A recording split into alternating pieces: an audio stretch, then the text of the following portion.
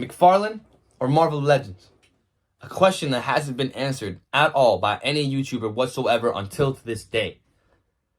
Unlike everyone else who would say, well, it depends on your preference and what figures you like. There's no correct answer. No, there is a correct answer, and we're going to find that out today.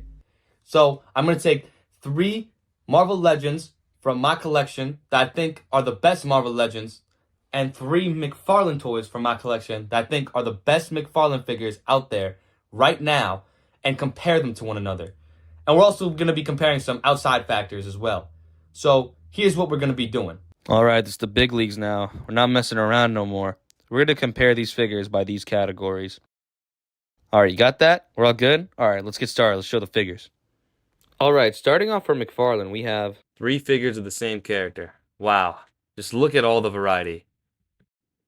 All right, for Marvel Legends, we got these 3. I'm going to be honest with you. I felt kind of lazy, so I didn't want to do that intro I did with the DC ones. All right, off the rip, we got the Marvel Legends figures right here. And I'm not going to lie, these figures are looking pretty nice, right? They look pretty comic accurate. It's kind of like they just popped off of the covers for real, I'm not going to lie. I'm pretty impressed right now. These are pretty solid. Like, look at this Spider-Man figure right here. It's like Steve Ditko's artwork just popped out of the panel. And the Wolverine figure is also really great as well. There are some spots where it isn't comic book accurate. There are some differences within the suit, but it's still really good as it is. And I like the detail that they put on Wolverine's arm. This Iron Man one's a pretty interesting case. While he is based off of the Invincible Iron Man run, and it is based off of Model 20, the artwork is drawn differently sometimes, and this is the only one-to-one reference I could find of it. But other than that, this is a really good figure as well, and I think it represents the Model 20 pretty well. Okay, it seems that Marvel Legends is actually doing a pretty good job, I'm not gonna lie. So let's see if McFarlane can actually match up with these figures. Okay, I'm gonna be honest with you. The McFarlane figures live in this uncanny valley of looking realistic and comic book accurate at the same time, and it's just not doing these figures any favor whatsoever. The comic book ones, at least. Like, look at this. Look at his mouth. Why does he look like that? That's just weird. This Batman vs Superman one, though, on the other hand, is actually really good, and I think McFarlane does a pretty great job on making their movie figures look accurate to the movie because their art style is a little more realistic than Marvel Legends.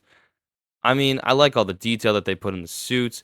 You could see that the Bat logo is a separate piece and it isn't just lazily painted on the figure, which is pretty nice. And all the figure is just like detailed. You can see like the worn out places and the cuts within the suit.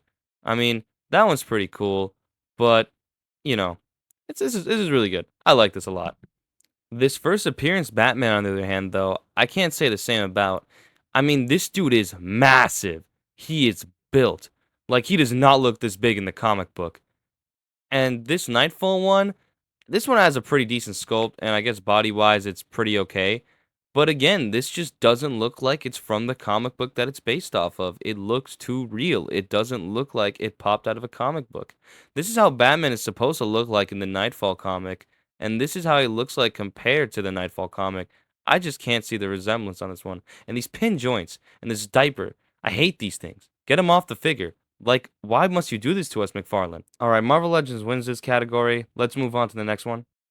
Oh boy, yeah.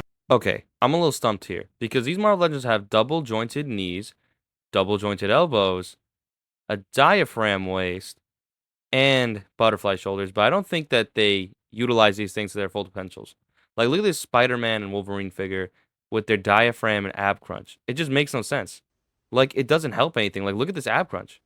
Absolute peak. This is peak right here. A Spider-Man figure with no ab crunch or diaphragm crunch whatsoever, one of the most dynamically drawn characters in comic book history, can't crunch more than a centimeter and a half. The back crunch for some reason is good. He still can't cross his shoulders, so the butterfly joints aren't being utilized very well. But I can still get him to some really great poses, and I guess I kind of had some fun posing him around. I mean, look at this. The Wolverine figure, on the other hand, has a much better crunch than Spider-Man, and his butterfly joints are able to go all the way back, which is fantastic. But still, I ran into the same issue where he can't cross his arms whatsoever, so that kind of sucks. Then the head joint is pretty good. Actually, no, I lied. It's pretty bad. Can't look side to side. Can't really look up and down. Um, but I still had fun posing him. I think this figure's still really great, but if they just iron these issues out, it would be perfect. The Iron Man figure, on the other hand, is a little strange. It's an anomaly. It's the only one with the waist cut and diaphragm waist. So this one can crunch not very well, and it can't arch as well either. And the butterfly joints aren't very great at all because it's blocked by this humongous shoulder pad that you can thankfully take off, which improves the range of motion a lot. Like, look at this.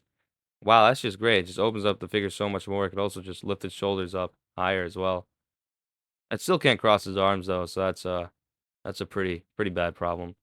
This is the only one with a head joint that can move up and fully down, and it's also like the only one with a neck joint, which is pretty cool. So now you got a better range of motion for the head. So this allows it to get into some pretty nice poses. I wasn't very creative with this one. I couldn't really get into a lot of the poses I wanted to get into, but it's still pretty solid. He's a superhero landing, kind of. This is pretty okay. Marvel Legends is doing just kind of all right in this category. I think there are a lot of problems that they can tune out, and there is a lot of room for improvement that could make these figures spectacular if they just improve the articulation. Like getting rid of this stupid ab crunch and diaphragm waist. It looks gross. Just get it away from me. Make it a diaphragm waist with a ball joint. It's cheaper to produce it like that. All right, let's take a look at the McFarlane figures now. All right, the Batman vs Superman one is pretty great. The crunch for this figure is absolutely fantastic, and the arch for this figure is pretty good as well. And the head is pretty nice. Like, it can go up and down and side to side pretty well. It has double jointed elbows, double jointed knees, and these things. I don't know what they are, but they don't do anything. They're useless. They're absolutely dumb. They're stupid. All right. But another thing that I don't like is the range of motion is limited due to the stupid diaper they have. Just get rid of it. Get rid of it. It's just excess plastic. It just ruins the figure. But I can still get into a lot of great poses, and I have a lot of fun posing this figure. I'm not gonna lie. Like, this is superhero landing right here, but I pull this figure a little bit more on my own time, and I just think overall he's just really good, and this is one of McFarlane's better figures. The first appearance Batman figure has the same articulation as the Batman vs Superman one. The side to side is a little better, but the back arch is worse, and the front crunch is much worse. Like, there's nothing there. That's really disappointing right there. I'm not gonna lie. And these shoulders, I don't know what they do. If they're not butterfly joints, then what are they for? The toe crunch though is something that the Marvel Legends figures don't have. So, that's a plus for McFarlane.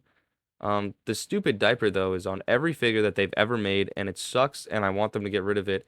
It's just waste. It's a waste of plastic. It feels bad when I'm posing it. And the head is on it's a ball joint. It's only a neck joint. There's no head joint. It's only a neck joint. And it can look down very well, but it can't look up at all. And the side to side is pretty good. Um, that's pretty nice. The posability on this figure is pretty fun because of the cape, but the diaper is limiting a lot of the poses that I want to do with this. But other than that, it's pretty fun. I think I got some really nice poses, and this is just overall, it's a decent figure. The Nightfall Batman figure, on the other hand, I don't have anything really good to say about this figure's articulation. The rubber cape gets in the way of everything, and this stupid crunch, there's no crunch. It just doesn't exist. There's no crunch at all. So out of all of them, this is the worst one. I think that this figure has let me down. Aside from the sculpt, if this is just, yeah, this is where it belongs. While McFarlane put up a pretty decent fight, I'm going to be honest with you, the Marvel Legends ones are a lot more consistent with their articulation, and I feel like I'm having more fun posing them, so they're going to get the win for this one. Oh boy, yeah. So as we can see here, this Marvel Legends Spider-Man actually comes with a lot of accessories, surprisingly. These dudes at Hasbro are giving us breadcrumbs for accessories like 99% of the time. They loaded this Spider-Man figure up. I mean, and look at the hands. It comes with whippers, wall-crawling hands, and hands to grab the web. A Marvel Legends Spider-Man figure with all the necessary accessories? I guess really have come full circle, huh? Well, I mean, others can't really relate, but you're not included in this video. The Wolverine figure is decently solid, but it's kind of strange that you can just remove the claws, but it still came with 2 fists. Like, why not have open hands instead? I think the accessories for this one are just not the greatest. So, the Iron Man one is actually the worst of them. It came with 4 of the same lasers, which they could have just made 2 different ones for the feet, and 2 hands. They probably could have put a lot more effort into this, I'm not gonna lie. The Batman one is pretty solid. It comes with 2 other sets of hands and a wrench for some reason. But the best thing is that wired cape. But please stop adding the trading cards and the stand. Nobody cares about them. The Batman v Superman one is also just kinda meh. I mean, it only comes with 1 other pair of hands and 2 batarangs and a grappling gun. I mean, I think I'd rather sacrifice one of the batarangs for another pair of hands, but I guess it's okay. The Nightfall one is obviously the worst one out of all of them. Only 1 set of hands and a crappy little batarang. This is just embarrassing. McFarlane, please take some notes. Like, stop using the Batman Nightfall body mold for 90% of the Batman figures that you release. I'm tired of it. It's overdone. It's overused. Put some effort and make a new figure mold.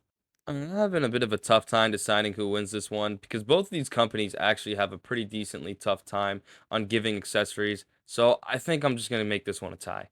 Oh boy, yeah. Marvel Legends wins this one. The 7-inch scale sucks. Oh boy, yeah. Alright, so usually Marvel Legends are like $24.99 and McFarlane figures are like $22.99. So McFarlane gets the win in this category. Okay, final score is Marvel Legends 3, McFarlane 1.